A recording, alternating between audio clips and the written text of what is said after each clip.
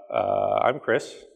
I'm from NS1. We are a DNS and traffic management company out in New York. I swear to God, I always have to follow Roland, and it drives me nuts because he gives a really good talk. But my hope is always that he fills the room for me. So I'm not going to talk too much about NS1 specifically today. I don't want to pitch you guys anything like that. Instead, I thought I would step back a little bit and talk about some of what is happening in the traffic management space, some of what we see coming up in the next year or two, some of the changes in the market, and how people are thinking about traffic management in particular in the context of distributed applications. So, let's start with a little bit of scaffolding and just kind of define the problem that we're trying to solve, because traffic management is a pretty overloaded concept.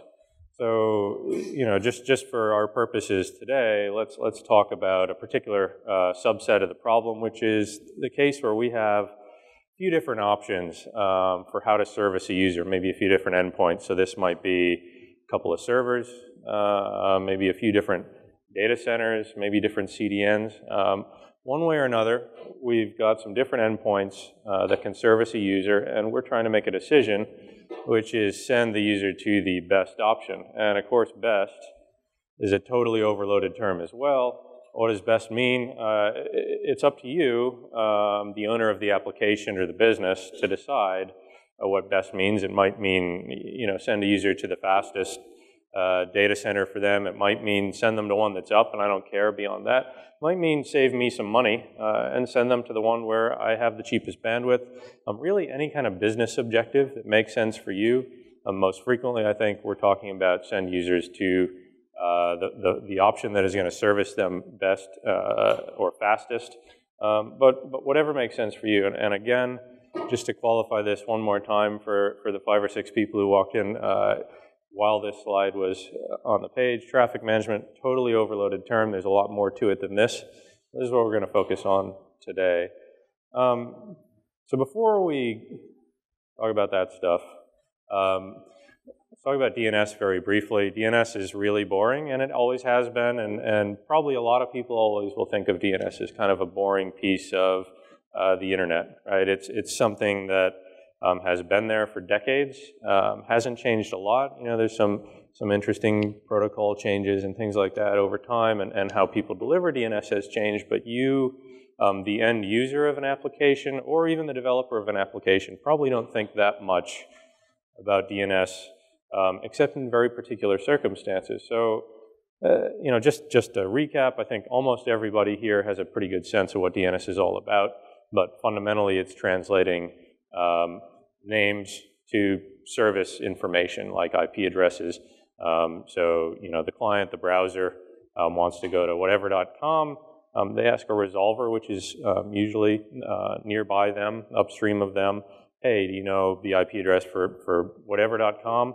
And then that resolver does some recursion and eventually gets to what we call an authoritative name server, which knows the answer, spits it back, and eventually it gets back to the browser. So the DNS, kind of boring, works the same way it has for a very long time, except that I'm going to make an assertion, which is that distributed applications are getting easier and easier, and therefore traffic management is more important. Suddenly we have many more cases where we're trying to make these kinds of decisions about where to send a user to receive a service. And I'm making this assertion from a little bit of experience. My background's in the hosting space in particular.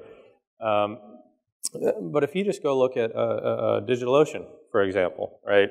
On a day-to-day basis, I now see customers coming to me spending $5 in a few different markets on DigitalOcean, and having suddenly globally distributed infrastructure for $50 a month.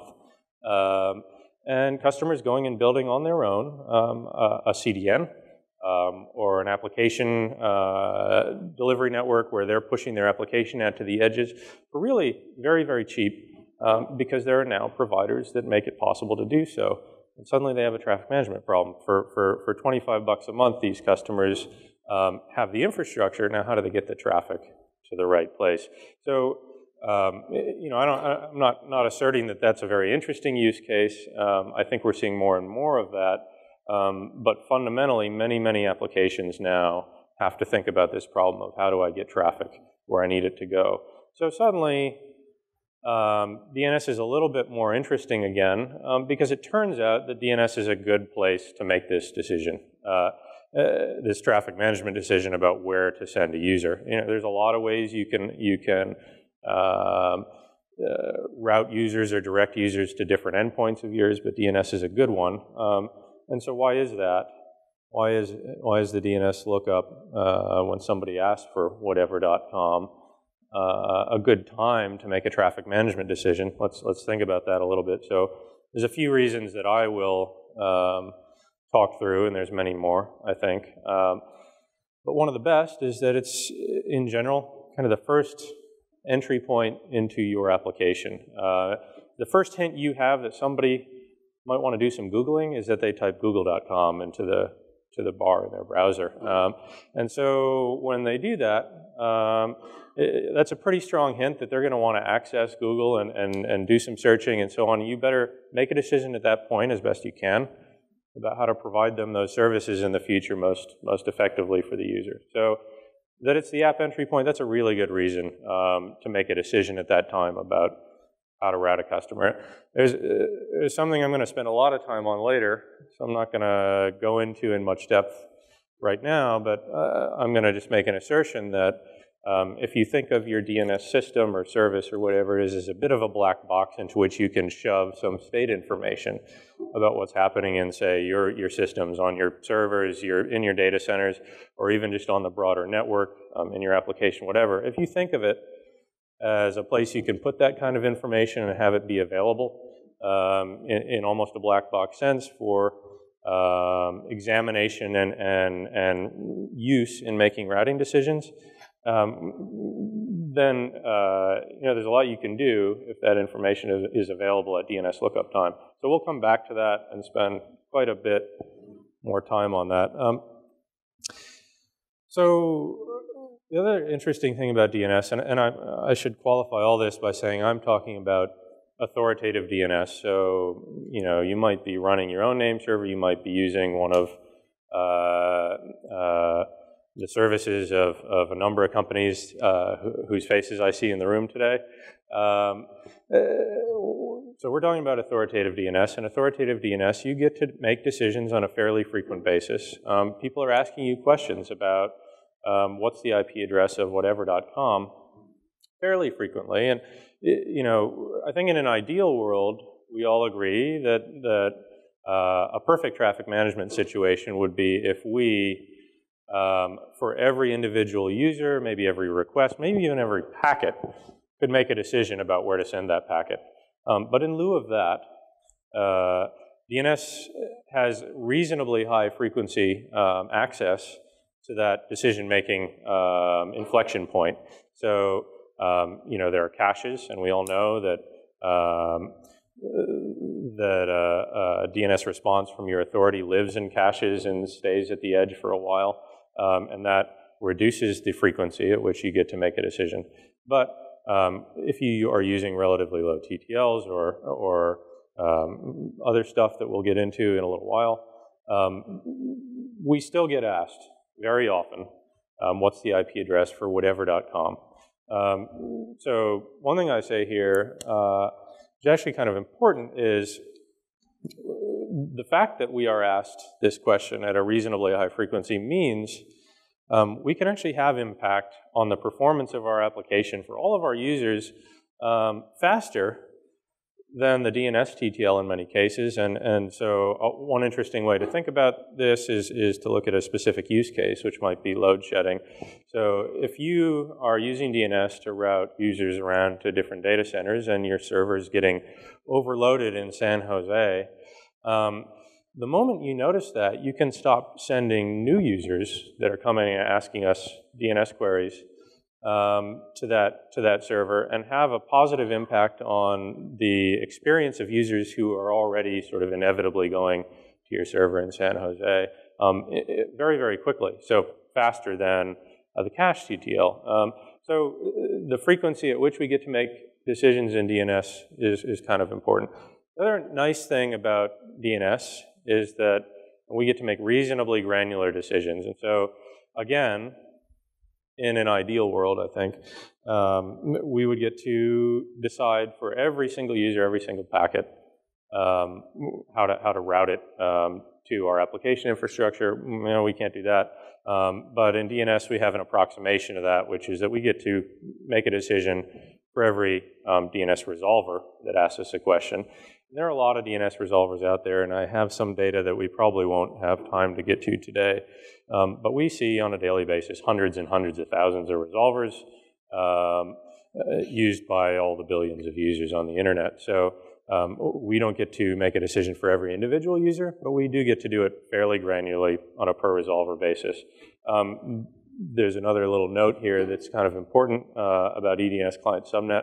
So this is a change in the DNS protocol that gives us more granularity at which to make these routing decisions, and we'll spend just a little time reviewing that later because it's kind of new and interesting. And there's another final reason why I'm going to say DNS lookup time is a pretty good time to make a routing decision, and that is that DNS is a pretty low latency protocol, or can be, for a few different reasons. One is that if you are using a modern DNS service, they are probably anycasted. They have locations all over the planet, which means the answer is computed very close to the edge, very close to the users who are asking the questions. And so there's a really short round trip time between the guy typing whatever.com into his browser and going to his resolver and hitting the authority that can actually answer that question. So DNS is a pretty low latency protocol in the modern era. The other interesting thing, of course, is that the decisions you make and how you answer at the authority, those decisions live on in a cache at the resolver, which is even closer to the user. So while that reduces the granularity and the frequency at which we are able to make routing decisions, it has the net result of making those decisions seem like they're happening very, very, very fast for most users. So a few good reasons why DNS lookup is a pretty good time to make a traffic management decision. So I want to come back for a few minutes to this idea of real-time state. That's really what I think is most interesting in what I'm seeing in the market. This is stuff that we are thinking a lot about, but there are a few other companies, even here at Surge, that are spending a lot of time thinking about what information should I have on hand, all the way out at my edges, to make routing decisions at DNS lookup time. Excuse me, a little bit of a cold.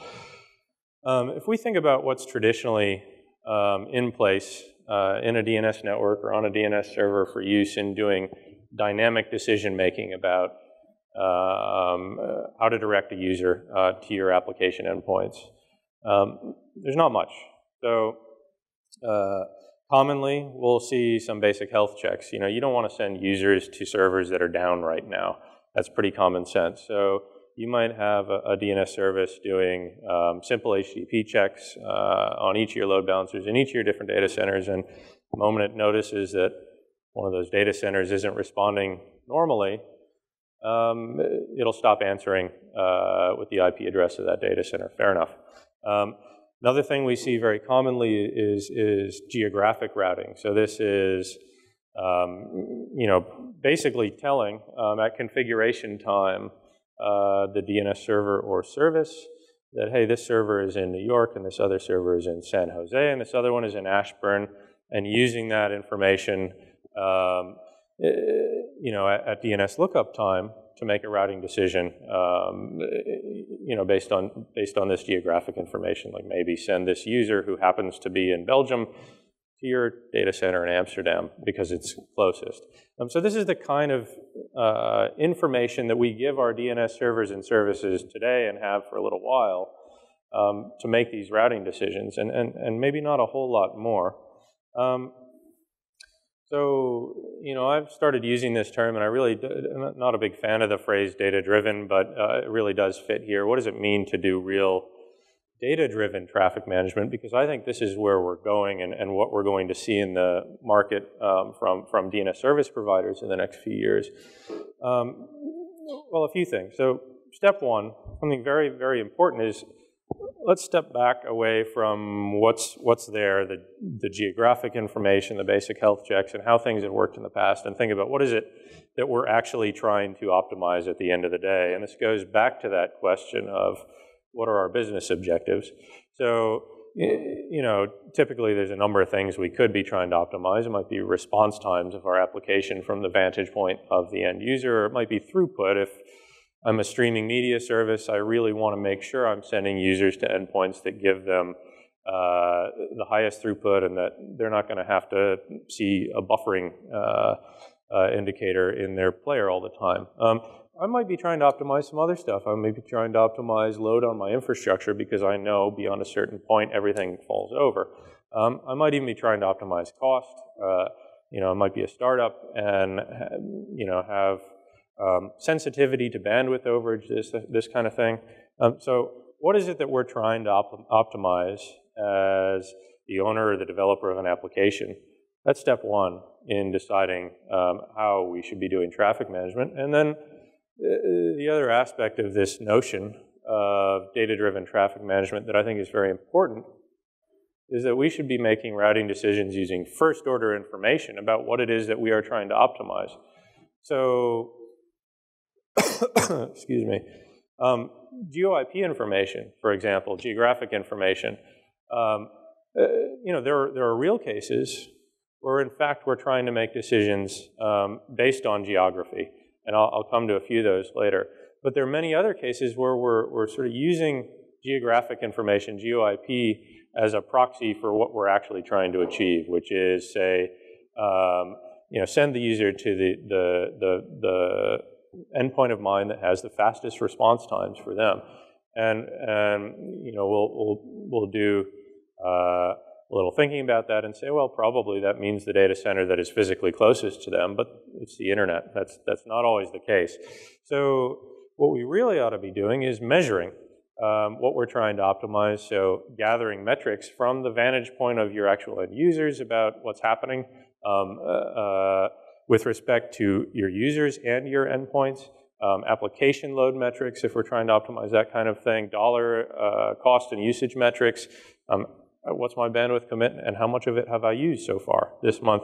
And then it does make sense to have and be able to make use of more accurate geographic or network or other data about the resolvers, you know, whatever makes sense.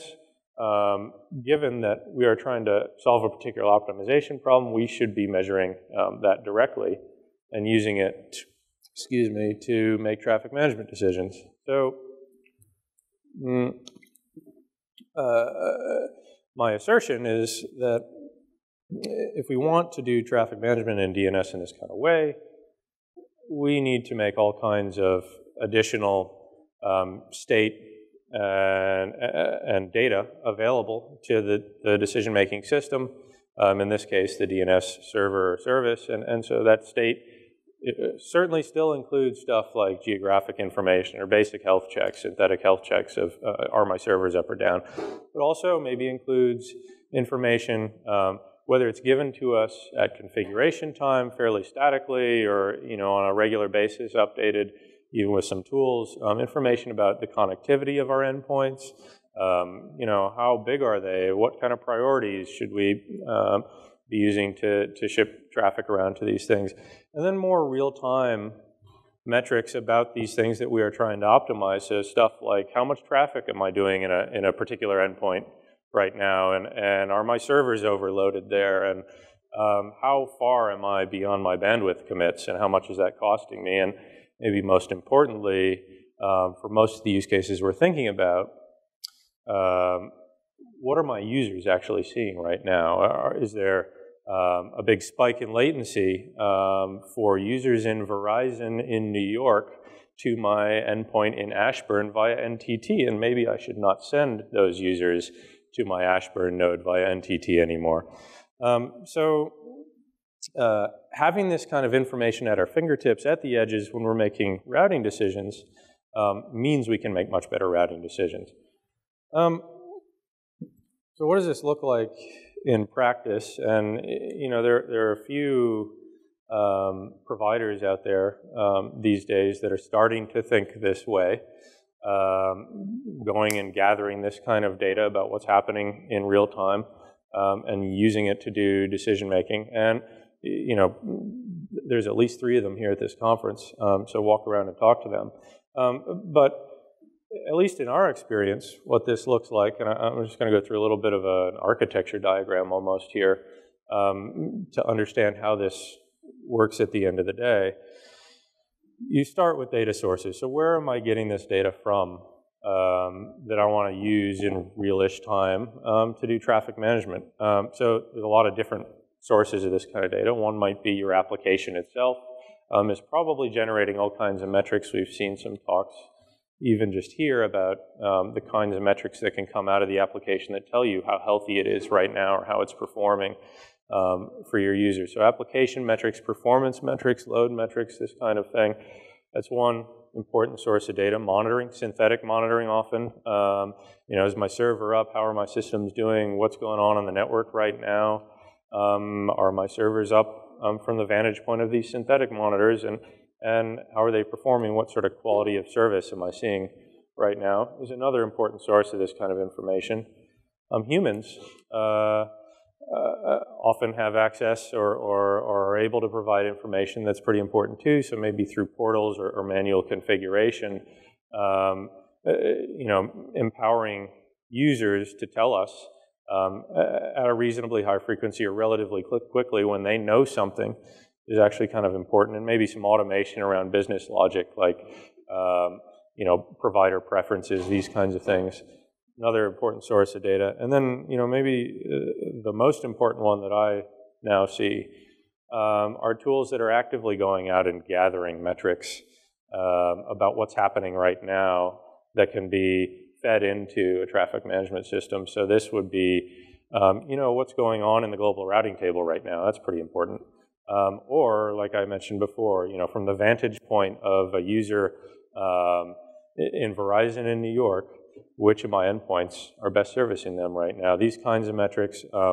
Geo-IP intelligence, so instead of just going and buying the weekly MaxMind database, it turns out there's a lot more you can do to have better information about where a user with a particular IP address is located. Improving that information is very important. Something that we've started to think about is resolver modeling and intelligence around, I'm getting a request from a particular resolver's IP, but who are the actual users of that resolver, and where are they, and what networks are they on? And I should take that into account when I'm making a routing decision, because the resolver itself may not be a good arbiter of who is using it. And then, again, coming back to it, eyeball metrics and real user monitoring, this kind of thing, the data is very, very valuable for making effectively real-time routing decisions. So get all this data, and then we got to do something with it. Step one is just getting it into a traffic management system, ingesting it. I'm not going to talk about that, but that's a really hard problem, as you can kind of imagine. We got data flying all over the place from all different kinds of sources, all different modalities, synchronous, asynchronous, batched data being sent to us in log files. It's a hard problem and just a lot of grunt work to get that data into a system. But what is much more interesting is once you've got the data coming in, what do you do with it?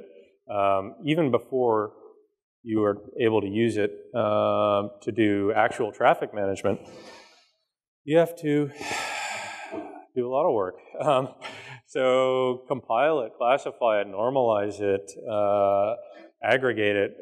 So, for example, is this data point coming from a user in a mobile network? Is this data point coming from somebody on a fiber network? We might want to take that into account in deciding how to make use of that data in routing. So, tagging it in particular ways, aggregating it, differently, depending on the classifiers that apply to a particular data point. A lot of work that we have to do. And then maybe, how do we incorporate a particular chunk of data into routing tables or some other format that is actually useful for making a routing decision. That's a really hard problem and depends a lot on the kind of data you're getting and also the volume of data you're getting. It's actually also an interesting and very hard problem to get the data out to the edges in a way that is useful and tenable so that you can use it in routing. Any modern global DNS network that is anycasted has nodes all over the planet. We're dealing with POPs in South Africa or in India or wherever they are, and we cannot stream tens or hundreds of megabits of data that is flowing into our systems out to all those edges and do all this work everywhere so that we can use the data in making routing decisions. So we need to decide when have we gotten some information that is relevant enough or different enough than what we've already told our edges about that we ought to send it out there. So this turns out to be an interesting problem. I'm not going to go into a lot more detail on it, and I'm also not going to talk at all about how we actually use the data then to make a routing decision. Maybe we've got a routing table or something like that. That actually turns out to be far more straightforward than just getting the data and conceptually making use of this data to do routing. So, once it's out there at the edges, we get our DNS queries. We can decide, okay, for this particular user, Verizon, New York, right now, send them to Ashburn because the server in that facility in Lower Manhattan is having some issues right now, or connectivity issues right now, or whatever, with respect to that user. So this is kind of what this looks like at a very high level. And what we have built and what I think some of the other providers out there have built. I want to pivot away from that for a few minutes. And I thought it would be kind of useful to just talk a little bit about what we see on a day-to-day basis from users of our platform or other platforms, or even just historically what we've seen and where we think things are headed in terms of how application owners, developers, engineers, companies are doing traffic management when they're in a sort of multi-data center environment where they're trying to make these kinds of decisions. So, there's some very straightforward stuff that we see on a very common basis because things have always been done this way, or for the last few years done this way. Geographic routing is a very straightforward one. Probably most of you guys have some experience with this. You got servers or endpoints sprinkled around the world, and we've talked through this already. You're making a decision based on simple geography. Which of those servers is closest to my user, and send them an answer based on that. So this is a pattern that we see very, very commonly. A couple other interesting points. A few different ways that we use geographic information or see customers using geographic information for routing. One is what we think of as targeting, which is almost like treating your endpoints as gravity wells, right? So computing at request time, maybe on the fly even, a geodesic distance, and deciding, okay, this particular user is closest to the server in Amsterdam, this other user is closest to the endpoint in wherever that is, Turkey, and making that decision on the fly. The other thing we see fairly often is what I think of as fencing, and maybe what many of you think of more traditionally as geo-routing, and that's computing in advance a mapping. And so the canonical example we use here is China. China Cache has a pretty good CDN in China, so very frequently we have customers come to us and say, hey, look, I want to use China Cache in China, but the rest of the world, I want to use Fastly or Akamai or a better sort of global CDN. So we think of that as a fencing problem. So there's a couple patterns we see with geographic routing. How are we on time? Okay. So waiting is another pretty common, simple usage pattern we see in traffic management. This is basically saying, look, this server can do more, send it more. Or, you know, I want to test the code I've deployed on this other server, so bleed off a little percentage of traffic over there, something like that. Also, we do very commonly see use cases where customers want to combine these things. So I want to do geographic routing to pick, you know, West Coast or East Coast. But once I've decided on which coast the user should be serviced by, I have, you know, nodes in EC2 and Amazon. And I want to send like 5% of my traffic, keep the caches warm, whatever it is, and send the rest to my big colo deployment, something like that. So waiting, another pattern. Stickiness is a counterintuitive one. It's not something most people would associate with DNS. You know, there's only particular kinds of stickiness we can do in DNS, and the reason is we don't have any access to layer 7 information, right? We're not seeing HTTP requests. We don't get access to any cookies, anything like this. But it turns out that we can do simple IP-based stickiness, you know, maybe send consistently queries coming from particular subnets to particular data centers, and there are legitimate use cases for this. So we have an ad tech customer, actually, who is sensitive to cache locality in their application, and they want to send a very small percentage of traffic to one of their data centers, but they need that traffic to mostly come from the same users most of the time, right? So it's not the end of the world if we unstick a user and send them to the wrong facility, but most of the time, for cache locality reasons, we want to be sticky. We can do that with just simple IP-based stickiness in DNS, and that turns out to work really well. So failover is another really interesting one, and this is, again, a traditional sort of use case or pattern that we see people doing in DNS, health checks, and don't send users to endpoints that are down right now. Actually, you know, as you get bigger and maybe more sensitive to dropping traffic or poorly handling a request, what we see is a shift away from using DNS for this. DNS is not actually very good at this because of TTLs and caching and so on. And so the fastest we can really react, right, when we see a health check fail, you know, we can stop sending new queries that we get to your downed endpoint, but probably out there in caches are living answers sending users to those endpoints for some period of time. You can use a low TTL, right? Say you use a 60-second TTL. You're willing to tolerate users being sent to your downed endpoint for maybe up to 60 seconds. Well, too bad, because caches are not nearly so nice as to actually respect that TTL often.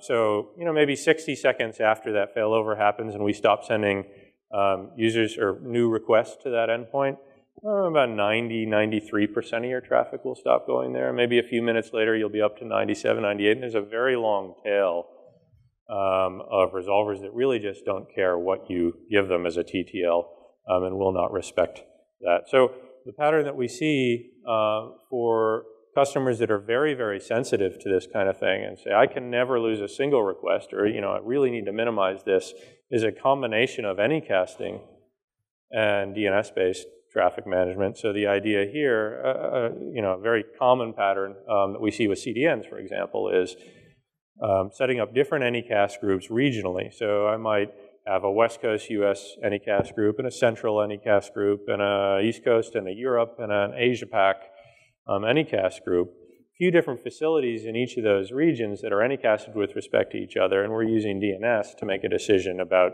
which region to send a user to, and then within the region, we're returning the Anycasted IPs, and it's up to BGP to decide on where to send the user. And the motivation behind that is BGP is a lot faster to fail over. If a facility goes down, you know, it's propagation time of BGP for that traffic to fail to another facility in the same Anycast group. So this is a pretty common pattern now that we're seeing with CDNs and some other folks that are very sensitive to losing requests. Coming back to the data-driven DNS side of the house, load shedding we talked about briefly earlier, and this, you know, is sort of a new capability. We have customers doing it. I'm not sure how many are doing it in other DNS providers, maybe some on their own, but the basic idea here being, you know, if an endpoint or service or facility is getting overloaded, it's probably better not to just shut it off. You know, we want to use it to the fullest of its ability, but once we've exceeded, call it some kind of a watermark where we know it's going to fall over if it does a lot more, maybe instead of shutting it down, just lead some traffic away to what we would consider the next best option. And so this is a way to use our infrastructure to its fullest without exceeding its capacity. DNS turns out to be really good at this, actually. And there's a million other things that we see customers doing. I mentioned commit management, so this is, you know, don't go over my bandwidth commit on this CDN, something like this. We see network-based fencing, so, you know, send users in these IP prefix lists or these networks this answer and send users that are not in these other answers, prioritization, randomization. There's a million things you can do. So everything I've talked about here so far is about what you can achieve with what I would call static configuration information, like tell us where your servers are, or you know, weight them, how much can they handle, that kind of thing, and some intelligence about what's happening in the infrastructure, in particular in your infrastructure, your application in real time. You know, load shedding is a simple example of that. Where I really think things get interesting, and I've hinted at this a few times already, is in replacing that geographic routing thing that we've all done for so long because it's easy, with eyeball metrics-based routing. So imagine we have some eyeball intelligence, and again, there's plenty of folks here you can go talk to about how this stuff is gathered. But fundamentally, it's if we have access to data about what is happening from the vantage point of a real end user. You know, maybe we can instrument the browser somehow or the web page to take some measurements to each of our endpoints and give us that data and have it streaming in and in aggregate across all of our users. That's really interesting information for building routing tables and making routing decisions. So I think we're starting to see already, and I think this is going to increase. I know a lot of the players in this industry are focusing on this kind of technology right now, using this kind of data that really is first order information about what does this user in Verizon in New York see right now to each of my different endpoints, and knowing that I should give them this endpoint because even though maybe it's not the geographically closest one, it is the one that will provide them the best service right now. So you know, I really see a big shift in the industry, probably in the next year or two even, around this idea. So we've got a few more minutes. I wanted to shift again and just leave everybody with a little bit of food for thought on a few different sort of randomly selected topics that I think are becoming more important. So first one I want to talk about is sort of a shift in what matters when you're thinking about DNS in particular. So traditionally, DNS has been pretty static. You've got a name and it's got a IP address or some other service information associated with it. And it really matters how fast your DNS service spits out that answer, right? The answer doesn't change. So the one thing you can control when you're choosing a DNS service or system or building one on your own is how quickly does it respond? What's the response time?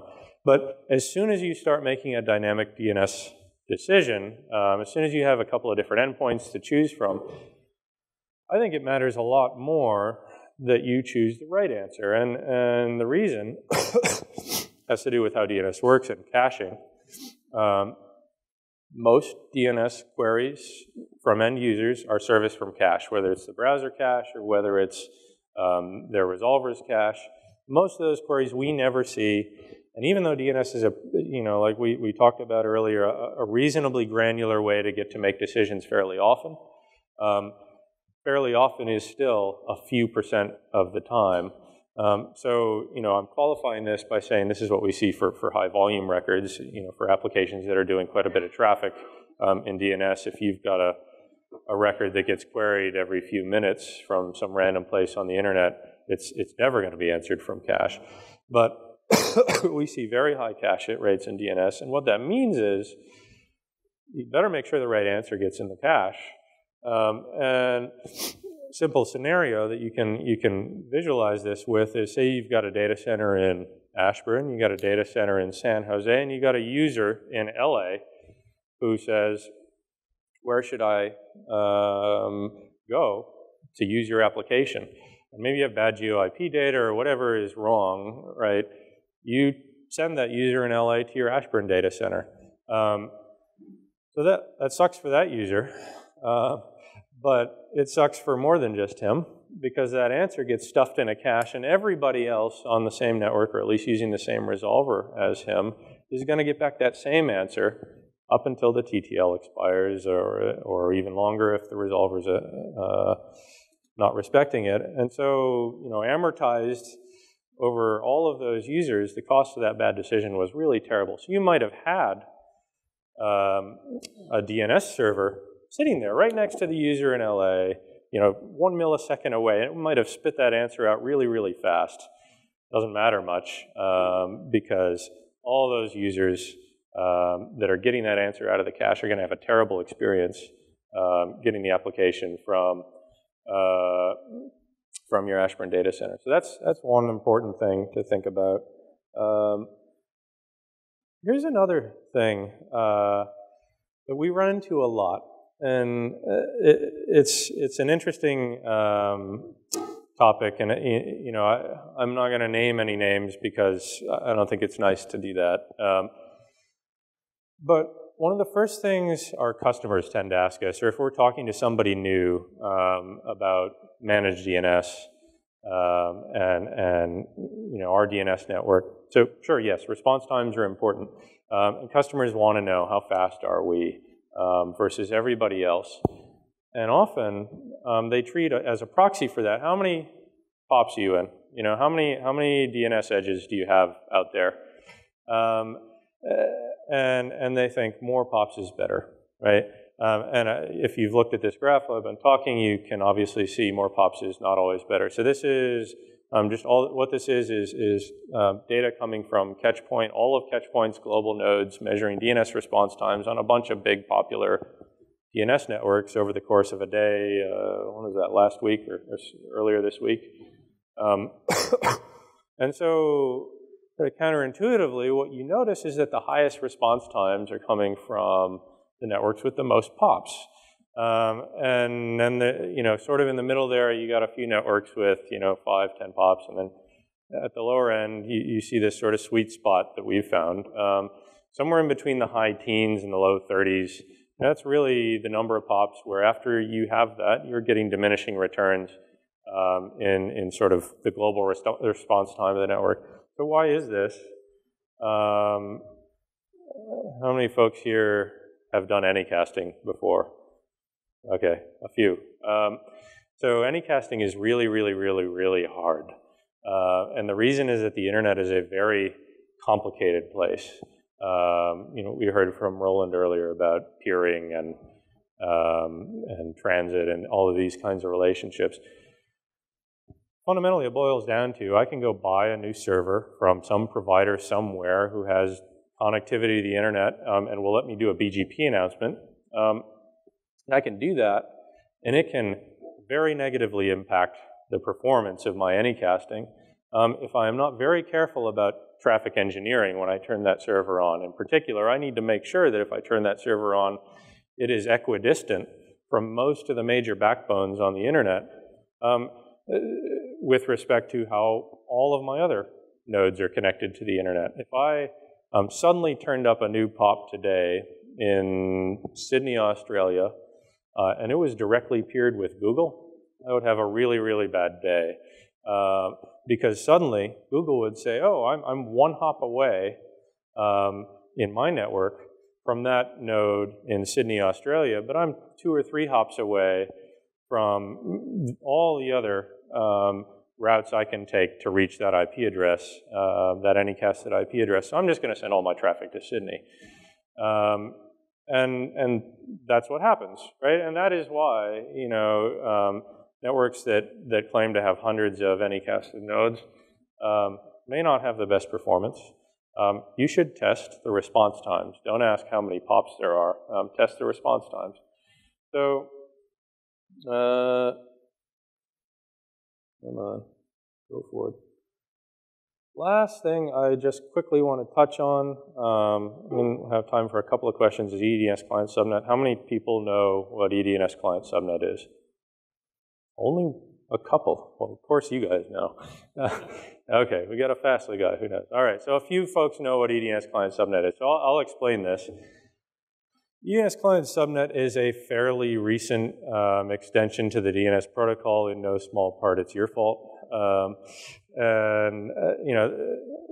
This was put forward as an idea a few years ago by some managed DNS providers, some CDNs, Google OpenDNS, these guys. And its purpose is to send along data to authoritative DNS providers that is useful for making good routing decisions. And that's data that isn't otherwise available in the context of a DNS query. So what this looks like, if you can read that, I'm sorry, it's a little small. You, the end user, have the IP address a.b.c.d, and you want to know what's the IP for xyz.com. And so you ask 8888 Google. You say, hey Google, what's the IP address for xyz.com? With EDNS client subnet, what Google does is it figures out, okay, NS1 or somebody is authoritative for xyz.com, so I'm going to go ask them what the IP address is.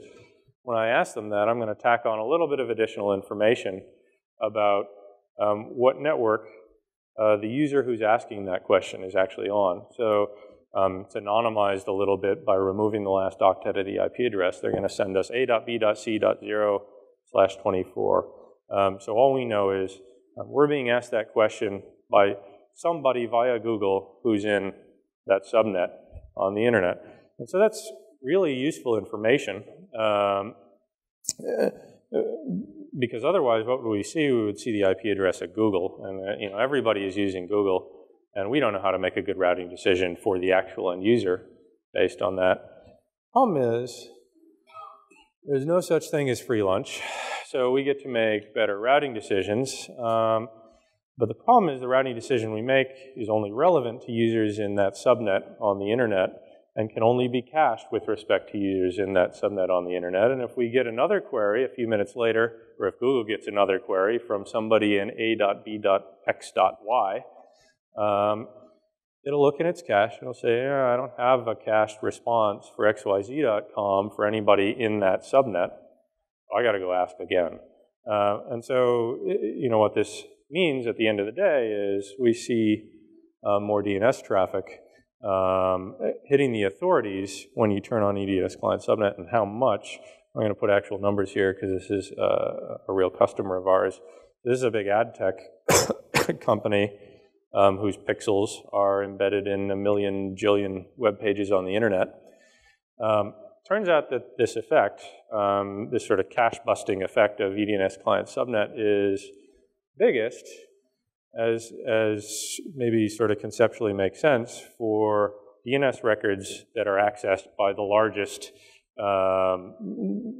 subset of users on the internet. So ad pixels are great to look at this kind of data for because they're everywhere on the internet and everybody is accessing ad pixels. So this is what happened. We turned on EDNS client subnet support for this customer maybe a month or two ago. This is what happened to their overall DNS query traffic when we did that, and they had a few different records, and we turned it on for those records and off a couple of times individually.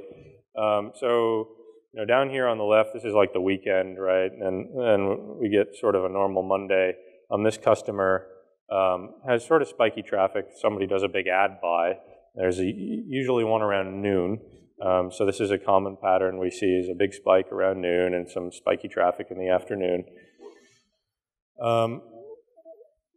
So they turned on EDNS client subnet for one of three add pixel domains, and we saw this gigantic spike in traffic. And this is the first time we turned on EDNS client subnet for such a big customer with queries coming from such a wide swath of the internet. So we were really taken aback when this happened. We were like, whoa, must have done something wrong because their query traffic just went up by 30, 40%.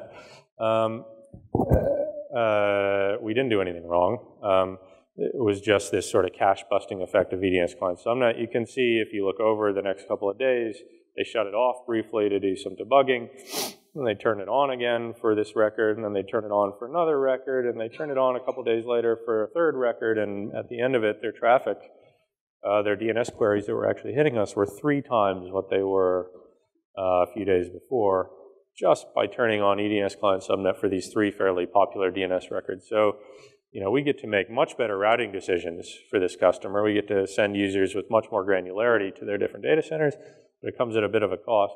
Now, turns out these numbers actually are a little bit inflated, and the reason is we found a bug in the infallible Google public DNS, a caching bug. It turns out a few months back, they pushed out some code that broke caching for DNS records that had EDNS client subnet data coming back in the responses from the authority. So these numbers, you know, are just a bit inflated. They fixed that bug. We worked with them, and I'm pretty sure it still is fixed. I should check again. But you know, that kind of felt good to find a bug in Google. Not something they often admit. So long story short, EDNS client subnet, no free lunch. You know, it will enable you to do better routing, but be aware that it has cost. Actually, I think I am going to stop there. Yes, I am done. So thanks a lot. Anybody got any questions I can answer? Yeah.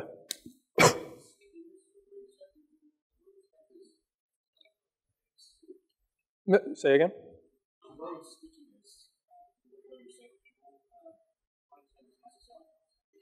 It's a good question. I neither know nor care, actually, except to the extent that I have to advise my customer on, you know, should you use stickiness or not. And so I think SSL is a situation where I'd probably tell them, you should not do this because this user may become unstuck if they suddenly start using another resolver or something like this.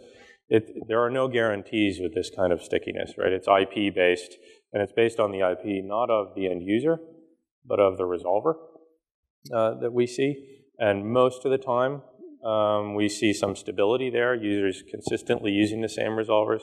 EDNS client subnet has some effects on this. We get to use that data if we want to do this kind of stickiness, and that's better. But again, it's IP-based stickiness and nothing else. We don't keep some magical table that says we've seen this user before and send them there. We compute a hash. So I would not probably use this with SSL. Anybody else? All right. Thank you, everybody.